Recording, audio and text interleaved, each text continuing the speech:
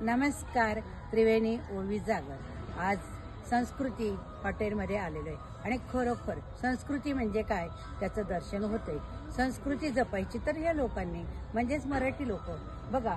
आज आपण बघितली ही काय म्हणतात याला तांब्याची डेग आणि तांब्याची डेग म्हणजे पाणी भरण्यासाठी पण असते आणि सगळ्यात महत्त्वाचं म्हणजे ज्यावेळेस कांद्याचा थाट होतो ना त्या डेगमध्येच आपला मोगरा शिजवला जातो. अशी डेग आणि पूर्वी काय गॅस गिझर वगैरे काही नव्हते, इलेक्ट्रिक गिझर नव्हते. तर पूर्वीच्या काही बंब पहाटे तापवला जायचे. त्याच्यामध्ये आपण लाकडं टाकायचो, गोवऱ्या टाकायचो आणि त्या बंब्यामध्ये आपण काय करायचो पाणी टाकायचं आणि ह्या बंब्यातनं आपण पाणी अंगावर घ्यायचं.